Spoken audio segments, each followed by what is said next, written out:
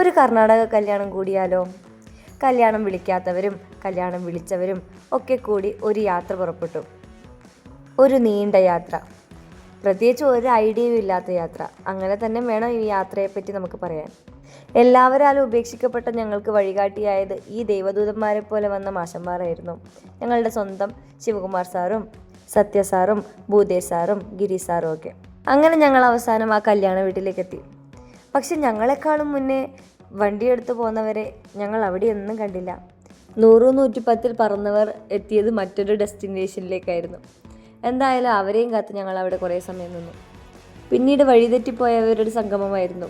പൊട്ടിച്ചിരികളും പരാതി പറച്ചിലും കുറ്റം പറച്ചിലും ഒക്കെ കഴിഞ്ഞ് ഞങ്ങൾ നേരെ കല്യാണ വീട്ടിൻ്റെ അകത്തേക്ക് നടന്നു. ഒരു കളർഫുൾ കല്യാണം. ചുറ്റും LED ബൾബുകളും മിനിയേച്ചറുകളും ഫ്ലവറുകളും കൊണ്ട് അലങ്കരിച്ചിരിക്കുന്ന ആ ഷാമിയാൻ്റെ അടിയിലോ കൂടി മലയാളികളായ 5 പേർ നടക്കുമ്പോൾ അത് പ്രത്യേക ഭംഗിയായിരുന്നു. കാരണം എല്ലാവർക്കും പെട്ടെന്ന് തിരിച്ചറിയാൻ പറ്റുന്ന രീതിയിലായിരുന്നു ഞങ്ങളുടെ ഒരുക്കം. എവിടെ പോയാലും മലയാളികൾ തന്നെയാണല്ലോ. എന്തായാലും ഞങ്ങളിവിടെ എത്തിയെന്നൊന്ന് അറിയിക്കാൻ വേണ്ടി ഞങ്ങളത് ഫോട്ടോ എടുക്കാൻ വേണ്ടി മുന്നോട്ട് പോവുകയാണ്. ഇതേ നോക്കുമ്പോഴുണ്ട് SSICS മൊത്തം ആ കൂട്ടത്തിലുണ്ട്.